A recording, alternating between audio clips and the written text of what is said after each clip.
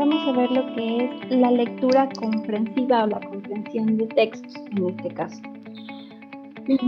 Como para hacer un recuento, vamos a decir que la comprensión de textos es la aptitud o la astucia para entender las cosas que nosotros estamos leyendo. Y se conoce obviamente como la comprensión lectora al desarrollo de los significados de las diferentes palabras o frases mediante la adquisición de las ideas más importantes de un texto y la posibilidad de establecer vínculos entre las frases que se nos presentan y otras ideas que hemos ido adquiriendo con anterioridad. Básicamente sería eso. Dentro de lo que es la comprensión de textos o la comprensión lectora, vamos a encontrar algunas palabras claves dentro de las preguntas de razonamiento verbal, como por ejemplo la palabra cognitivo, que hace referencia al conocimiento, deducción, que podría también ser tomado como una conclusión o una inferencia, algo explícito, que vendría a ser la idea que se encuentra escrita de forma literal y exacta dentro del texto, algo implícito, que vendría a ser una idea que se debe deducir o concluir a partir del texto que estamos leyendo, la hipótesis, que es una suposición sin pruebas como base de un razonamiento, y las conclusiones, obviamente, que son la deducción o la idea final a la que se ha llegado a través de un estudio o análisis. Por lo general, dentro de las pruebas de razonamiento verbal vamos a encontrar esto, ¿no? Identifique la idea explícita, implícita. En algunos casos vamos a encontrar, por ejemplo, identifique la hipótesis, la tesis del texto, cuál sería la conclusión. Todo eso lo vamos a revisar después con ejercicios. Ahora, para esto, para nosotros poder identificar lo que se nos pide dentro de la pregunta, es necesario que sepamos identificar cómo nos presenta el autor la información que estamos leyendo. Por lo general, los textos que vamos a encontrar van a estar escritos como hechos, opiniones o inferencias, que son las que nosotros tendremos que sacar. Los hechos son acontecimientos o sucesos que pueden ser verificados, de los cuales existe un registro, que cuentan con una fecha o con algún tipo de validación que nos permita comprobar que la información es verdadera.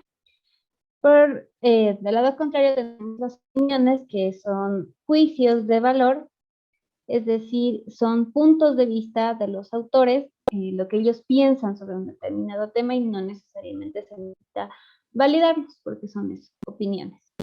Y las inferencias, que muchas veces son lo que nosotros tendremos que tratar de identificar, que son las deducciones o las conclusiones que vamos a extraer de una cosa a partir de la información que se nos da. Entonces, por ejemplo, los hechos, podemos decir, está lloviendo, y podemos afirmar esto porque podemos salir a la calle y verificar que está efectivamente lloviendo en ese momento. La opinión, por ejemplo, sería decir, creo que mañana lloverá. Lo decimos porque lo pensamos, nada más. Y la inferencia sería, por ejemplo, ver que el cielo está nublado y que por lo tanto deducimos que eso traerá después una lluvia, básicamente. Ahora, también es necesario en estos contextos identificar el propósito comunicativo del texto. Yo voy a hablar un poquito más sobre esto después. Pero cuando nosotros encontremos un texto, tenemos que hacernos las siguientes preguntas. ¿Qué pretende informarnos el autor con la información que nos da? ¿Pretende enseñarnos algo? ¿Quiere convencernos de algo? Y de este modo nosotros vamos a identificar tres intenciones o propósitos, por así decirlo, los principales de los autores al momento de escribir un texto, que son informar, enseñar y convencer. Bien, ahora, para nosotros, una vez que identificamos cuál es el propósito del autor, tenemos que también identificar el tema, la idea principal y las ideas secundarias. Eso también se nos pide dentro de las preguntas de razonamiento verbal y son las más comunes. Identificar la idea principal por lo general.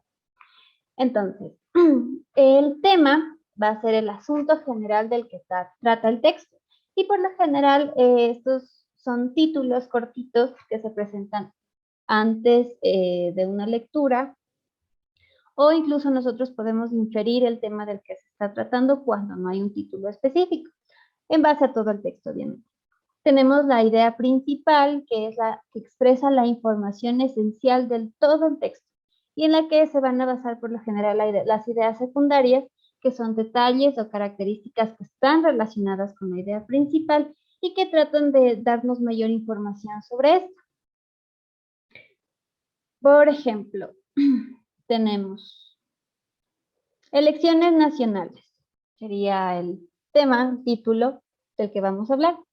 El próximo domingo los ciudadanos tendrán ocasión de hacer política, de participar en la toma de decisiones públicas, cuando depositen su voto para elegir a 194 diputados de mayoría y tal vez 50 de partido.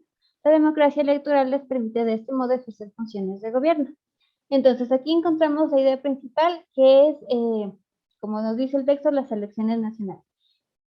La idea principal nos dice que las personas tienen que ir a votar, obviamente para ser parte de las decisiones públicas. Y como idea secundaria para sustentar esto, tenemos que la democracia les permite de este modo ejercer funciones de gobierno.